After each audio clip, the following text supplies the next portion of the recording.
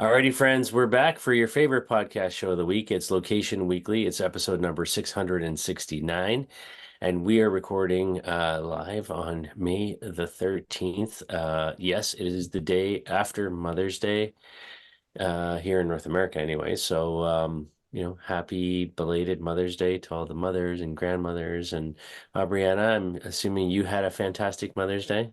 I did. I got spoiled and my mom came in town, so I got to be with my mom and my husband and kids treated me really nicely. So good food and all the things. So it was good.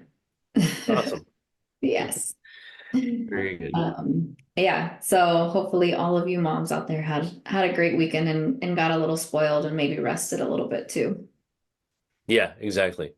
There Mm. you go. All righty. Well, we've got four stories for you this week as per usual, so we'll jump right into it. All right, let's start with an announcement from Tap Tap Digital. I believe they're based in Spain, and they have launched a new CTV solution. So they're really bringing together location intelligence and using it for planning, activation, and reporting. So let's kind of dive into this a little bit more. They have a unique area-based marketing approach. So brands can basically work with their platform define their ideal customers by connecting and analyzing some online and offline data. And then they would look at some common unifiers or common data sets where this is occurring through a method called georeferencing. So they're using this for media investment and really so a brand could focus on where to target specific groups of customers where they're highly concentrated, just to make sure that they're getting that reach and efficacy without doing individual level targeting the same. So really this is like completing their omni-channel offering. They've already been working across digital out of home, digital audio, desktop and mobile. So now they've got the CTV component and it's all what they're considering predictive and real-time modeling of georeference data. Additionally, they have partnered with Mastercard for insights and some of their data. So they will get access to an aggregated purchase data based on specific ranges, times, dates, and geography, obviously.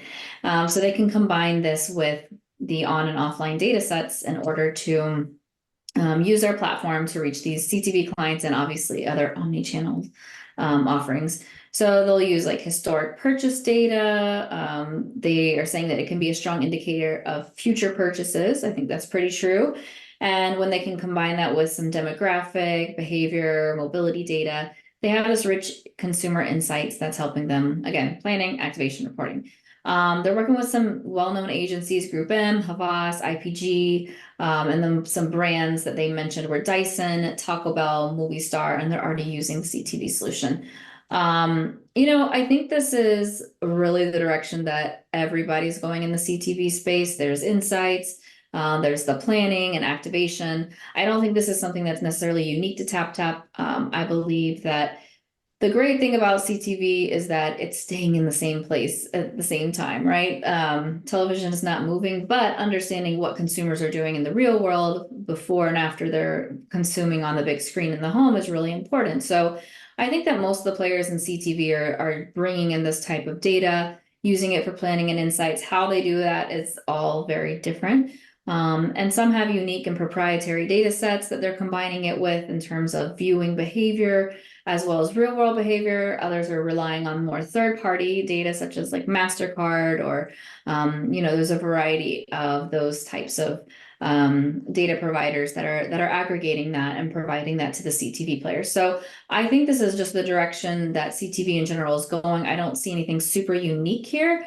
But sometimes it's just first to market and the ability to combine this or buy all of your digital media omni-channel approach in one place and through one platform, I think can be a benefit at times for a specific brand in order to kind of measure everything effectively and have it all right there, right within the same, portal.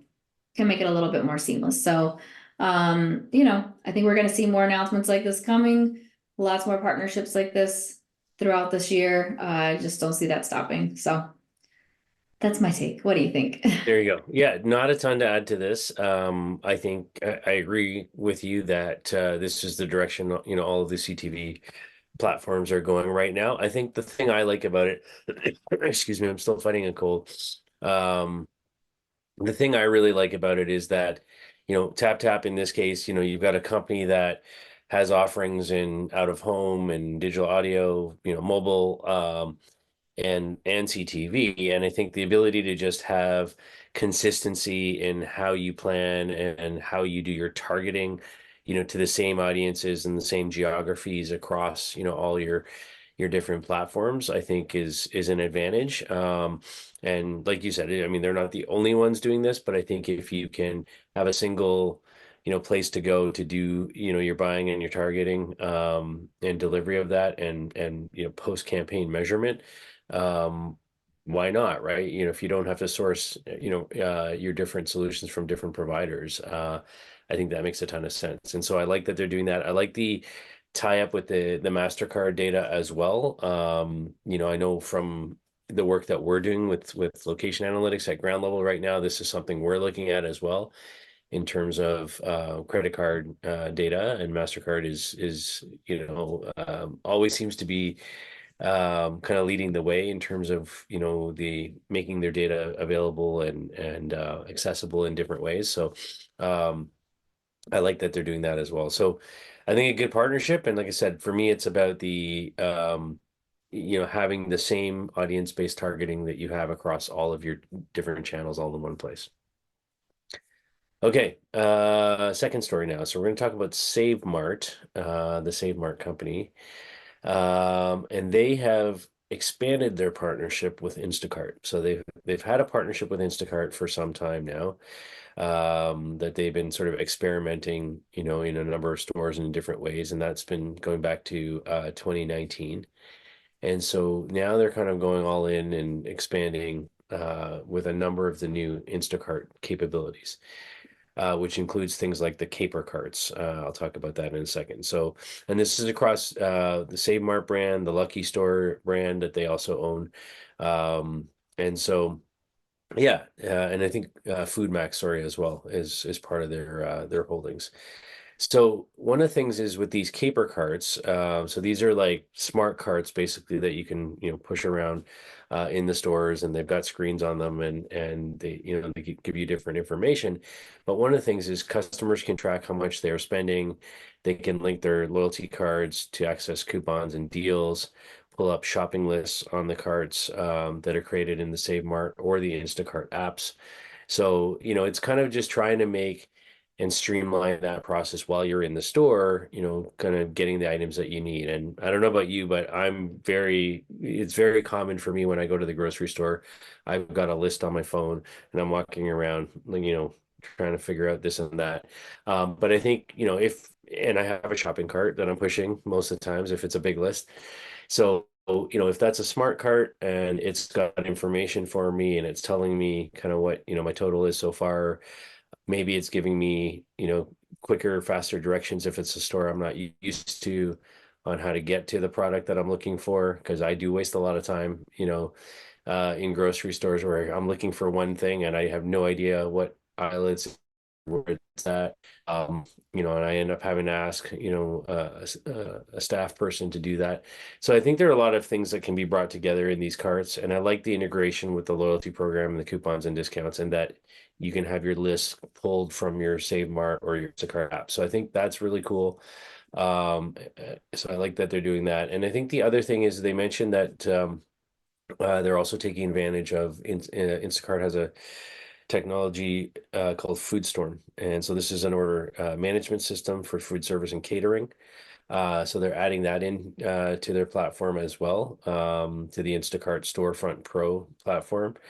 And so this is, also going to aid them in sort of these, wholesale orders and things like that in terms of facilitating orders for the things like cakes and pies and items to, that are made to order or made to go, and facilitating that through some of the Instacart technology. I don't know if that's integrated into the Instacart app or not.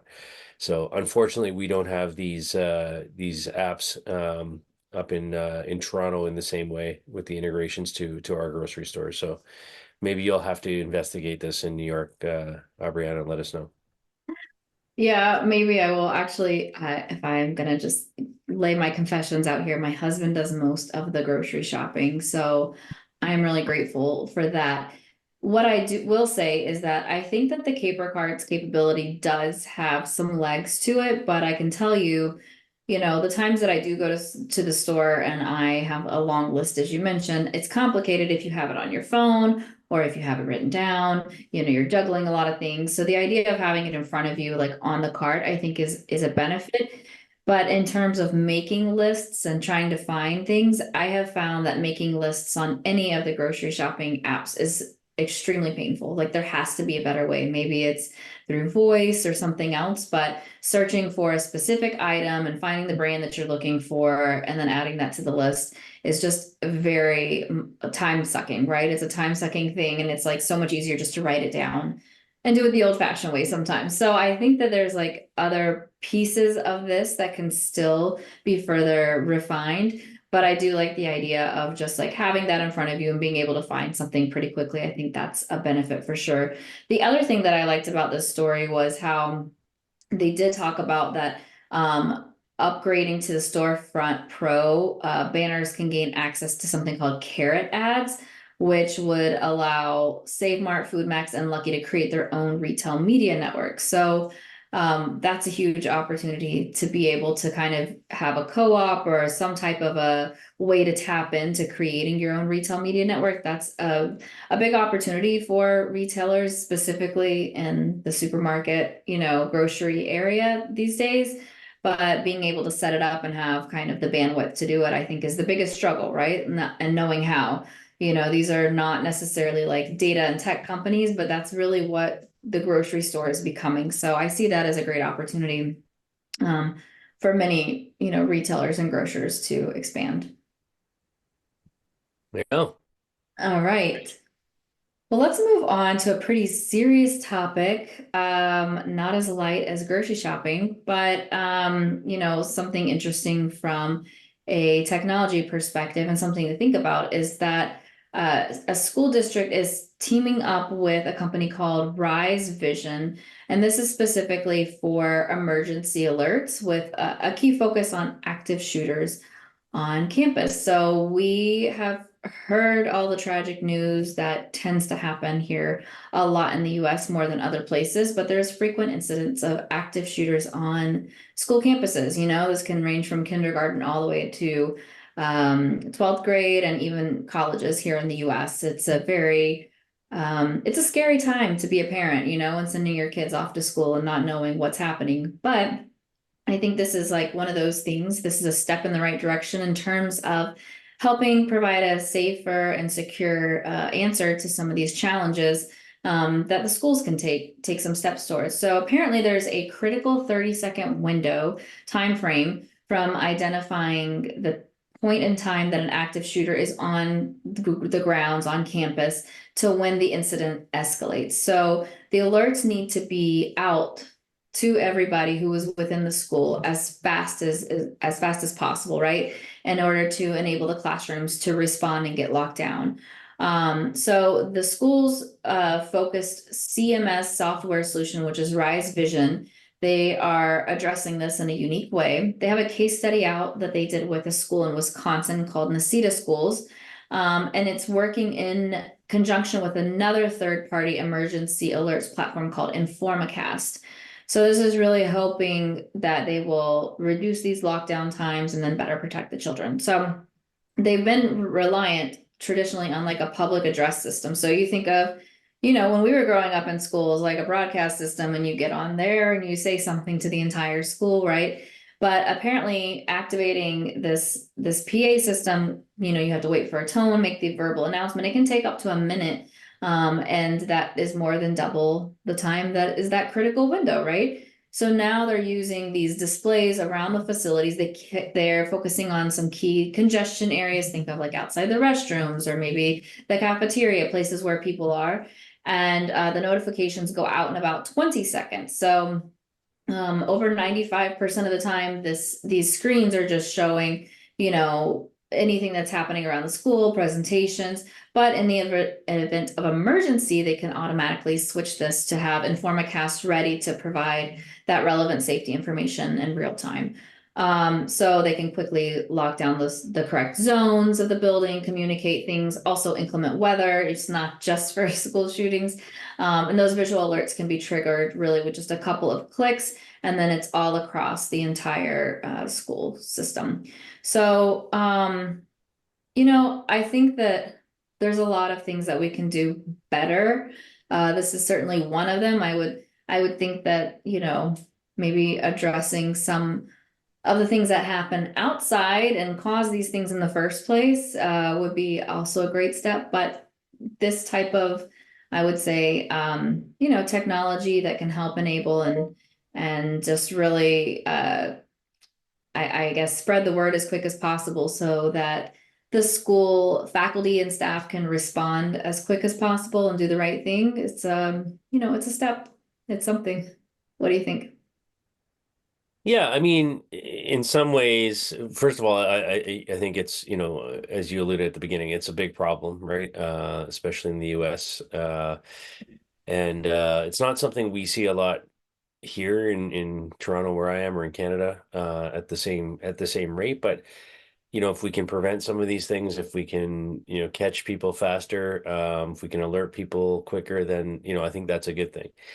For me, from a technology point of view, I look at this story and I go, this is really, in a lot of ways, similar to some of these retail media networks that we've been talking about, for all these big grocery retailers and mass merchant retailers. In terms of them, putting screens all over the place and, delivering content to them, and being able to update that. And so when I think about this story, I like the speed of it. I like that you can, change the content from the InformaCast app that they've got here very quickly. I wonder about, is there an opportunity, like we talk about in the store retail networks, for metrics around, how many eyeballs, how many people, all those kinds of things that are near these screens. Because maybe, and again, I don't, I live in Canada, so we have a like slightly different, educational system environment here. But, and the way funding works to, support these schools from government, versus private citizens, and, how costly these kinds of things can be. I wonder if there's an opportunity to, monetize this in a different way from a data perspective, or potentially bring other funding partners to the table, through some sort of data sharing type of exercise around, the metrics of, who's in, seeing these screens or near these screens. So, I just kind of leave that there and say, hey, like there's probably some opportunities here that, could be looked at to maybe mitigate some of the cost or even have the cost covered, so that this can be available at, many other schools as well. So, It's a really good thought. I like that. yeah. All right. Going back to something fun and exciting, and we're going to talk about Six Flags now. Yeah, I mean, Six Flags, the amusement parks, they've made a bunch of changes to their mobile app and using some AI. So they've basically introduced an AI digital concierge that will be part of both the app and their website. They're kind of trying to be very sort of guest focused in terms of providing technology and solutions that, make the process, easier. So later this year, they're going to be doing a major update to their website. So the AI, they're using AI to personalize the visit, drive a new loyalty program. They didn't give much details on that. They have on their Six Flags app, they're including something called Missy 6, which is a generative AI digital concierge that can answer questions for you through the app. So think Siri, but in a private branded experience like Six Flags. Um, Within the app itself for park visitors, you can use the app to get interactive maps, do mobile food ordering now, recommendations based on your preferences of places to go within the park that you might like. They also have live ride wait times. So, we all know you've gone to Disney or you've gone to Six Flags and how long the lines for a ride can be. So they have real-time updates on what the wait times are at different rides. So maybe you might choose to go to one ride, because the wait time's shorter over another one. So they've got sensors that are sort of feeding that data in to help you plan your day. So a whole bunch of new capabilities that they've sort of packed into this update to the mobile app, as well as to the website with the AI components. And then they said, like, as far as the park itself, they're adding a whole bunch of new capabilities there as well. So there's a new digital wallet program that's launching by the app, as well as smartwatch and wristband applications. So the idea there is they're trying to go very Disney-like, where you don't have to carry your wallet necessarily. I'm a big fan of the Magic Band at Disney. Um, yeah, so lots of things coming here. And again, nothing earth-shattering that we haven't seen anywhere else before. But I think that if you're a Six Flags fan, if you're, a season ticket holder and you go regularly with your family, and you've downloaded the app and you're using this thing to get in and facilitate a good experience. I think all of these changes that they're making, I think, are really interesting and will add a lot of value and to what they can provide, and reduce a lot of friction in the processes that you're dealing with as a visitor to the park. Any thoughts from you? I was just trying to think about when the last time was I was on like a real roller coaster at an amusement park, and it's been too long. I want to go back. I'm not worried about the app. That's great. I just want to go on a roller coaster. I mean, look, like I said, it's been a long time since I've really been in a real amusement park, right? I don't think that some of these like little, mom and pop ones count. So I feel like I can't personally comment on it. You're saying that you love, Disney's offering, and I think that if it's part of improving the park experience, helping you ride more rides, like, just making it more seamless, that's great. And I'm all for that. If it's a better park experience, and you're not losing your phone on the way, I think it sounds all like great improvements. Gotta follow suit. So what you're telling me is, don't message your daughters and say, Brianna's ready to take you to the amusement park this weekend. Oh, I'm ready to take them, but the problem is they won't go on the scary rides yet. They're Oh, not okay. All right. Okay. yet. So it's not you, it's them. No, no, like we were at the last one that we rode was like the pirate ship that goes Yeah. almost upside Yeah. down. Yeah. No. Yeah. And I took my oldest and she was like, not having it. She was not a fan. So I was like, I'm gonna have to wait for my 6-year-old because she's the adrenaline junkie like me. So There you go. few more Okay. years. Yeah. Okay. Yeah. So Disney's on the horizon. Yeah, it is. It's coming up. Okay. All right. Cool. All right. Well, that's our show for this week, everybody. Thank you for listening and watching. We appreciate it. If you have story ideas, as always, reach out to us. If you have feedback, likes, love, we appreciate all of that. So reach out to us in any way you can. And yeah, if we've talked about you today, we'd love to hear more from you directly about any of the things, the stories that we've covered. So feel free to reach out as well on that. We're easily found on LinkedIn or some of these other social channels, Instagram, these kinds of things. We're around. Yeah, and then one just quick plug too, to say that as far as the events that are coming up around the corner, we will be in Singapore for the NRF is going over to Singapore, and so myself and Karsten from our team will be over there, and we're hosting a meetup, an LBMA meetup in Singapore on the evening of June the 10th. So if you're in that region, if you're planning to be at NRF in Singapore, get in contact with us as well. We'd love to see you there and hopefully at our event. That would be great. Okay. Thanks, everyone. Have a great week, and we will talk to you soon. Take care. Bye-bye. Bye.